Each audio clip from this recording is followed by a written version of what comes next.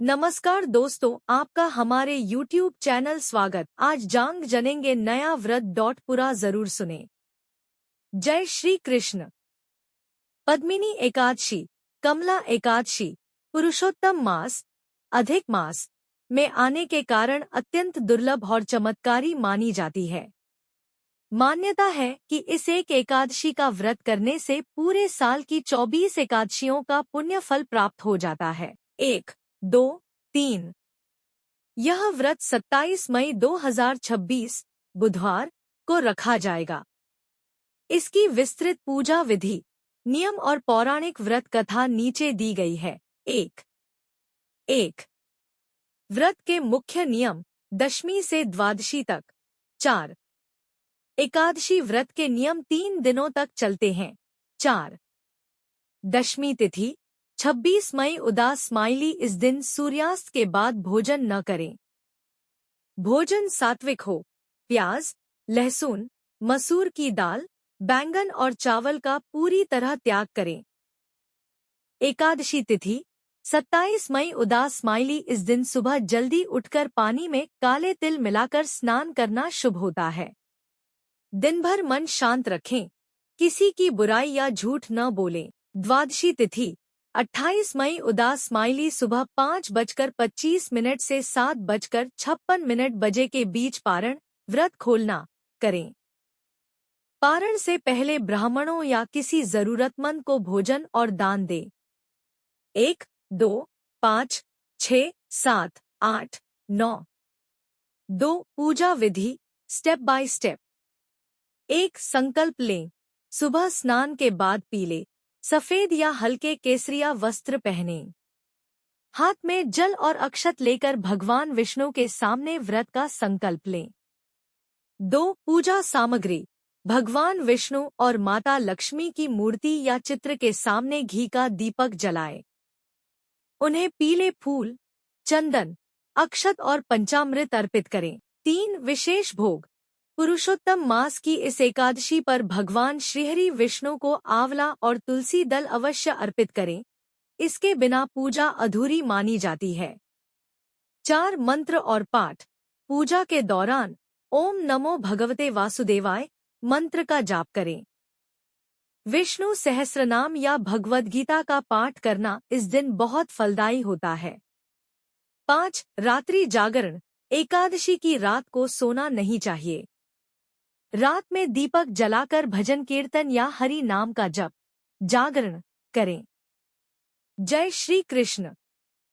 पद्मिनी एकादशी, कमला एकादशी, पुरुषोत्तम मास, अधिक मास में आने के कारण अत्यंत दुर्लभ और चमत्कारी मानी जाती है। मान्यता है कि इस एक एकादशी का व्रत करने से पूरे साल की 24 एकादशियों का पुण्य फल। पौराणिक व्रत कथा। त्रेतायुग में कृतवीर्य नाम के एक परम प्रतापी राजा थे। उनकी कई रानियां थीं, लेकिन उनकी कोई संतान नहीं थी जो राजपाट संभाल सके। संतान की कामना में राजा अपनी प्रिय रानी पद्मिनी, हरिश्चंद्र की पुत्री, के साथ सब कुछ छोड़ गंधमादन पर्वत पर तपस्या करने चले गए। राजा ने 10,000 वर्षों तक घोर तपस्या की, जिससे उनका शरीर सिर्फ हड्डियों का ढांचा रह गया। फिर भी भगवान प्रसन्न नहीं हुए। दुखी होकर रानी पद्मिनी ने माता अनसुया से इसका उपाय पूछा। माता अनसुया ने रानी से कहा, देवी, 32 महीनों के बाद आने वाले अधिक मास के शुक्ल पक्ष की एकादशी अत्यंत चमत्कारी है, जिसे पद्मिनी एकादशी कहते हैं। यदि तुम इस व्रत को विधिपूर्वक करोगी, तो तुम्हारी मनोकामना अवश्य पूरी होगी। रानी पद्मिनी ने माता अनसुया के बताए विधान के अनुसार पूरी श्रद्धा से व्रत रखा और रात्रि जागरण किया। रानी के इस कठिन व्रत से प्रसन्न होकर भगवान विष्णु प्रकट हुए और वरदान मांगने को कहा। रानी ने बुद्धिमानी दिखाते हुए कहा, प्रभु, यदि आप मुझ पर प्रसन्न हैं, तो मेरे बदले मेरे पति को वरदान दीजिए।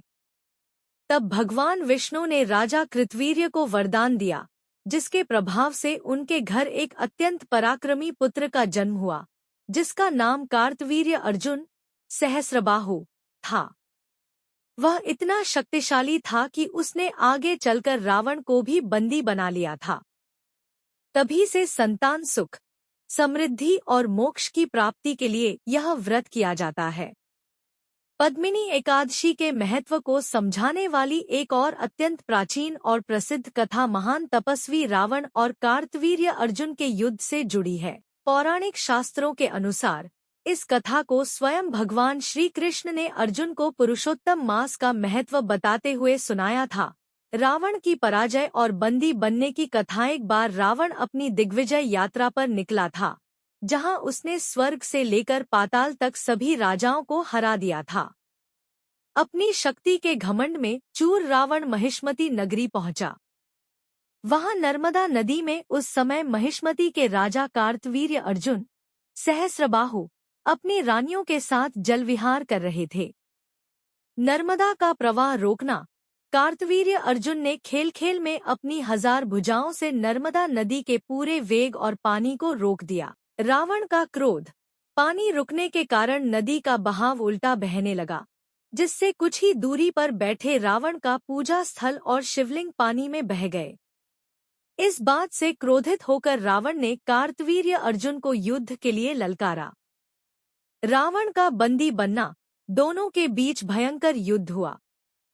कार्तवीर्य अर्जुन ने अपनी 1000 भुजाओं के बल से रावण को आसानी से हरा दिया और उसे ठीक वैसे ही बंदी बना लिया जैसे कोई पशु को पिंजरे में बंद करता है। इस कथा का पद्मिनी एकादशी से संबंध। जब नारद जी ने महर्षि पुलस्त्य से पूछा कि जिस रावण ने इंद्र और देवताओं को जीत लिया था, उसे कार्तवीर्य अर्जुन ने इतनी आसानी से कैसे हरा दिया, तब महर्षि पुलस्त्य ने बताया, कार्तवीर्य अर्जुन के केवल शारीरिक बल का चमत्कार नहीं है।